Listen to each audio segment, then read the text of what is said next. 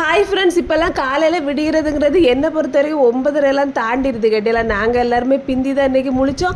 எழும்பிட்டு இருக்கேன். எனக்கு என்னமோ நல்ல வயிறு பசித்த மாதிரி இருந்தது. முதல்ல குத்தெடுத்த மாதிரி இருந்தது. அதுக்கப்புறம் சொல்லி இது குத்தெடுப்பு இல்லை, வயிற்றுக்குள்ளே உனக்கு பசிக்குது அப்படின்னு.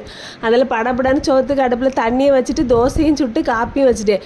ஏன்னா நான் ஒரு தோசையும் எனக்கு சட்னி சாம்பார்லாம் தேவை வேண்டாம். எனக்கு வந்து இட்லி போட்டிருந்தேன், நானே தோசையை சுட்டு தின்றுவேன் பார்த்துருங்க. பிள்ளைகளுக்கு காப்பியும் போட்டு பிஸ்கட்டும் கொடுத்து நான் தோசை வச்சு சாப்பிட்டுட்டு அதுக்கப்புறம் தான் நிதானமாக பிள்ளைகளுக்கு சட்னியெல்லாம் வச்சு ஒவ்வொருத்தருக்கும் தோசை சுட்டு கொடுத்துட்டு நான் அதில் மீனுக்கு அரைக்கக்கூடிய வேலையை பார்த்துட்டேன். ஏன்னா சோறும் மீன் மட்டும்தான் வச்சுட்டு நான் வெளியில் போகணுமா, பிள்ளையை கூட்டிகிட்டு வெளியே போகணும், ஒரு சின்ன வேலை இருக்குது.